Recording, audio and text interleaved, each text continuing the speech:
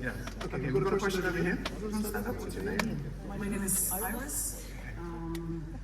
I'm currently dealing with a lot of people in many global companies that are going through enormous burnout crisis. I'm just wondering, with all the things that we're talking about, the importance of friendship, of a support network, the importance of authentic leadership and connecting and having true conversations.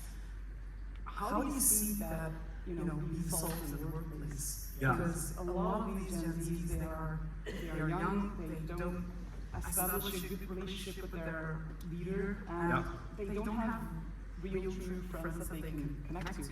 Again, overgeneralizing, but just... I think the generalization is fair. I've talked to a lot of young people, and they will admit to me that they like their friends, they have fun with their friends, but they would never go to their friends in time of struggle, and they would admit that they wouldn't be surprised if their friends counted on them because they got a better offer from someone else, which, is an amazing thing to hear. It's sad.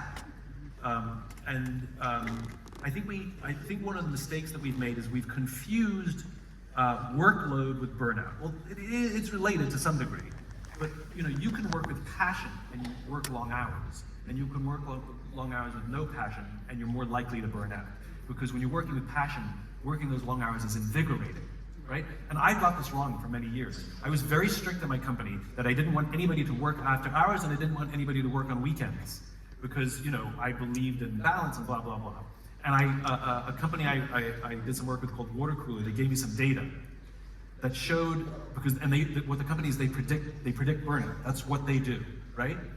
And they showed me this data, which was amazing. And basically, people who never work on weekends and never work in the evenings, very, very high risk of burnout or flight risk because they're bored and not very engaged. So very high flight risk, right? People who work too many nights and too many weekends, very high rate of burnout or flight risk because they're overdoing it. But people who occasionally work nights and weekends are actually very, very happy, and they're choosing to work those nights and weekends because they care. Because they care. And I immediately got it wrong. So now, I don't mind if people work nights and weekends. I monitor how often they're working nights and weekends. That's number one. But also, I check in with people, and we have to do that. Are you okay? How are you feeling? And I think the rapport of being able to check in with each other, this, and it's as much as true with young people in friendship as it is with work. Are you okay?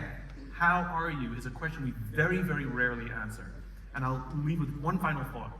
A friend of mine, George Flynn, he retired as a 3-star general in the Marine Corps. He said that his test of leadership is if somebody asks you, are you okay? And actually cares about the answer. That's a leader. Thanks very much, Simon. What a question here.